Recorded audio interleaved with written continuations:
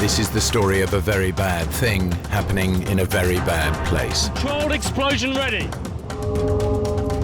When Chris Moon left the British Army, he couldn't have imagined life on Civvy Street would be even more perilous.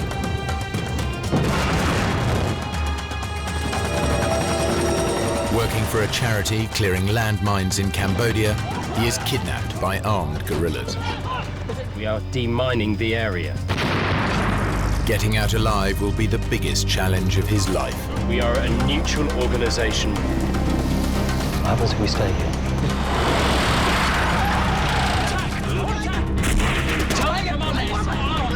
There is no threat! From now on, the choices he makes will determine whether he lives to tell the tale. Where are you taking him?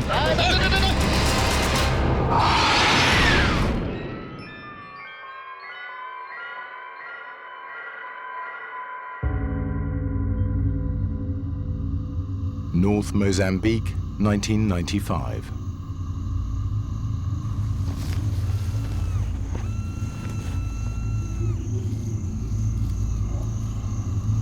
Chris Moon is working for a charity clearing landmines.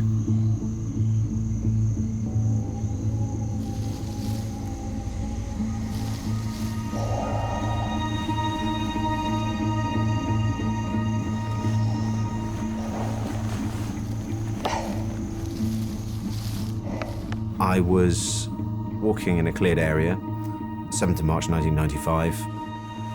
For some strange reason, I felt something was wrong.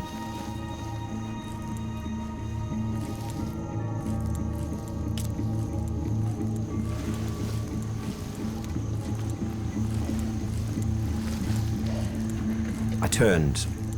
I took 3 paces and then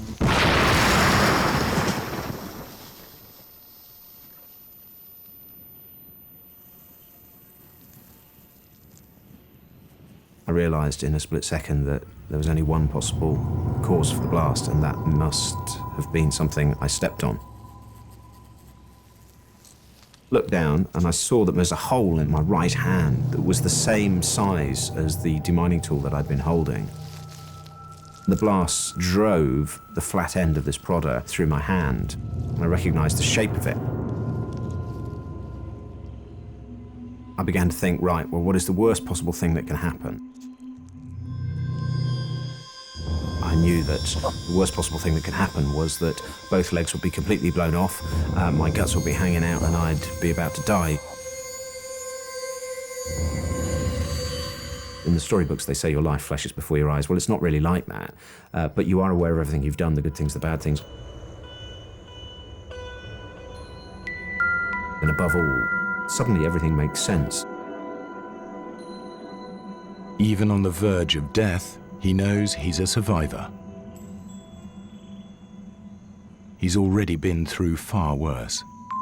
On the other side of the world, deep in the forests of Southeast Asia.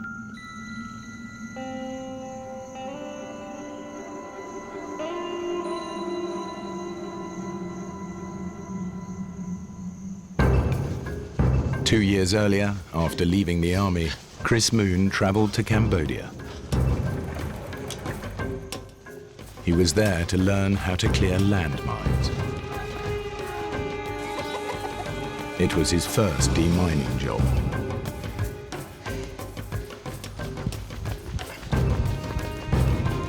The whole Cambodian landscape was riddled with landmines, the deadly legacy of civil war.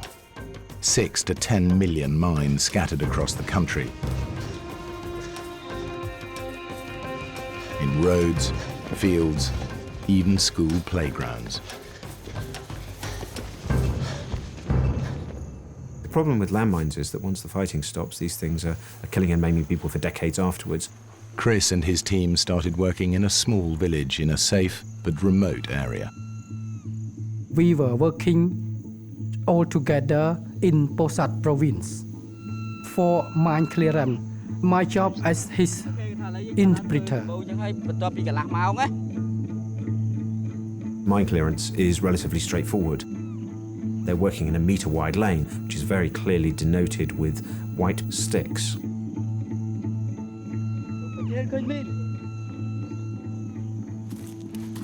If it's a landmine, place an explosive charge next to it and destroy it. Controlled explosion ready.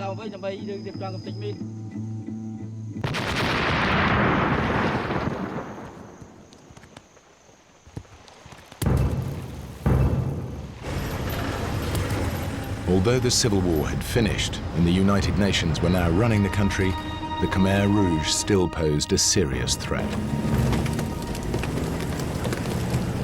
And what about Khmer Rouge in this area? No, you're safe around here. They're all well out into the jungle. The Khmer Rouge were holding the forests, and the forests and all of those areas were very much for us no-go areas. Anything else I need to know about? Stop unless you absolutely have to.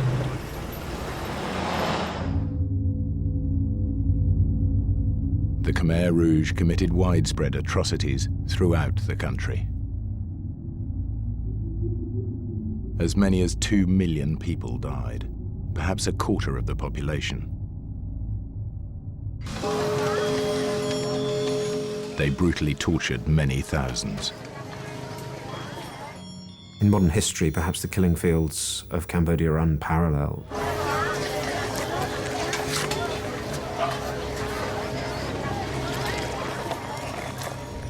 When Chris first arrived in Phnom Penh, he visited the S-21 Genocide Museum.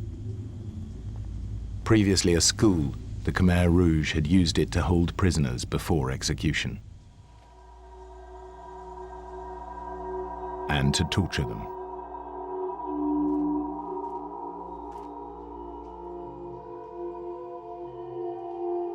He quickly learned the details of Cambodia's brutal recent past. The Khmer Rouge had taken over the country on April 16th, 1975. They forced everybody out of the towns. They turned the country into a huge labor camp.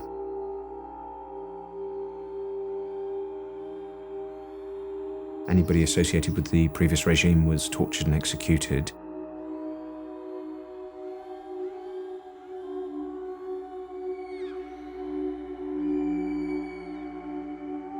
Before long, he himself would be a prisoner of the Khmer Rouge.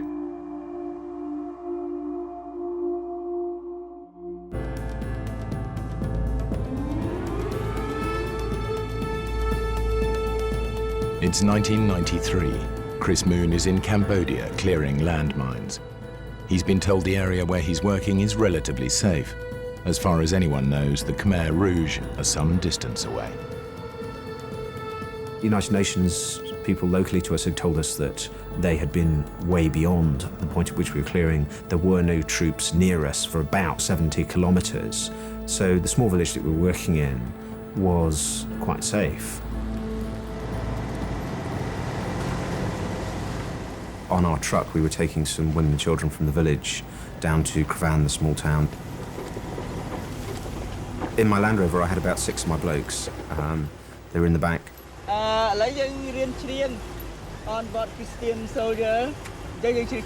My Cambodian colleagues asked me if I knew any English songs, and for some strange reason, the only song that I could remember the words for was Onward Christian Soldiers.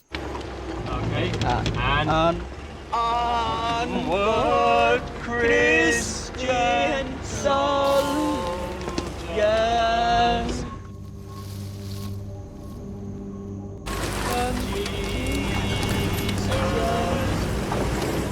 We were going down the same road that we'd always been going up and down when we reached a clearing. And I saw some movement in the bushes, and I just felt something was wrong. I began to wonder if my eyes were affecting me. The bushes seemed to be moving slightly. And then suddenly, charged 30 Khmer Rouge soldiers.